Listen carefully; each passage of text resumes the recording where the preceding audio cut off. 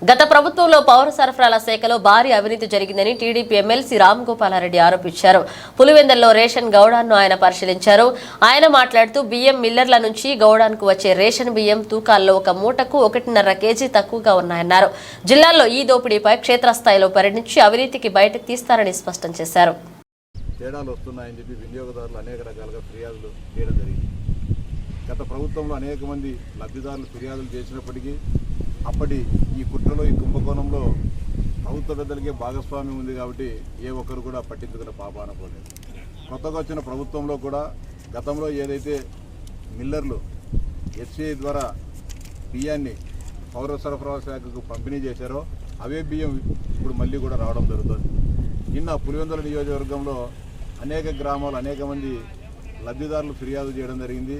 డీలర్లు కూడా ఫిర్యాదు చేయడం జరిగింది. 50 కేజీల బస్తా బియ్యంలో 1 కేజీ నుంచి 5 కేజీల వరకు తక్కువగా బియ్యం వస్తున్నాయి. దీనితో ఇటు డీలర్లు అటు లబ్ధిదారులు అందరూ కూడా ఇబ్బందులు పడుతున్నామని చెప్పి ఫిర్యాదు చేయడం జరిగింది. ఈ నేపథ్యంలో సరే డీలర్లు చెప్పేది లబ్ధిదారులు చెప్పేది వాస్తవమా అవాస్తవమా అనేది పరిశీలించడానికి ఈరోజు పులివెందుల్లో ఉన్న సివిల్ సప్లైస్ గోడౌన్ను పరిశీలించి అక్కడ అధికారుల పర్యవేక్షణలో తూకాలు వేస్తే సంచితో పాటు ప్రతి మూటలో 50 కేజీల మూటలో కేజీ నుంచి కేజీన్నర వరకు బియ్యం తక్కువగా ఉన్నాయి. అంటే ఒక పులివెందుల నియోజకవర్గంలో వేలాది బస్తాలను ప్రతి నెల పంపిణీ చేయడం జరుగుతుంది. అంటే ఈ లెక్కన ఎన్ని కోట్ల రూపాయల కుంభకోణం ఈ సివిల్ సప్లైస్ శాఖ ద్వారా జరుగుతుందో ఒకసారి ఆలోచించాల్సిన అవసరం ఉంది. ఇదంతా కూడా అంటే ఇప్పుడు తక్కువ వస్తా అంటే ఈ ప్రభుత్వం చేసిన తప్పిదం కాదు.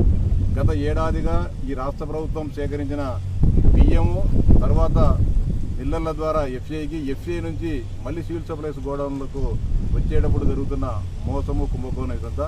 దీనిపైన ఖచ్చితంగా అధికార యంత్రాంగం దృష్టికి తీసుకుపోతాం. ఎక్కడ తప్పు జరుగుతుందో సమీక్షిస్తాం. అంతేకాకుండా డీలర్లకు కూడా నేను విజ్ఞప్తి చేస్తున్నా, మీరు ఎవరో తీసుకొని వచ్చేసి మూటలు ఇంటి దగ్గర వేస్తారనుకోకుండా మీరే స్వయంగా గోడౌన్ దగ్గరకు వచ్చి మీకు ఏ వస్తువులు ఇస్తున్నారో బియ్యం కానీ కందిపప్పు కానీ రాగులు కానీ జొన్నలు కానీ చక్కెర కానీ ఏవైనా సరే మీరు స్వయంగా తూకం వేసుకొని తీసుకోవాలని విజ్ఞప్తి చేస్తున్నా. అధికారులు ఎవరైనా సరే దబాయించినా బెదిరించినా ఇంకోటి చేసినా కూడా అధికార యంత్రాంగానికి ఫిర్యాదు చేయాలి. లేకుంటే మా దృష్టికి తీసుకొని వచ్చినా కూడా దాన్ని సరిదిద్దడానికి ఖచ్చితంగా శ్రీకారం చుట్టాం. కాబట్టి ప్రజలు డీలర్లు అందరూ కూడా చైతన్యవంతులు కావాలా. అంతేకాకుండా గోడౌన్ అధికారులకు కూడా నేను స్పష్టంగా చెప్తాను, మీరు ఏదైతే మీరు తూకం ర్యాండమ్గా తూకం వేసుకోండి. కొన్ని బస్తాలు మీరు తక్కువ ఉండేటప్పుడు దాన్ని రిసీవ్ చేసుకోవద్దు.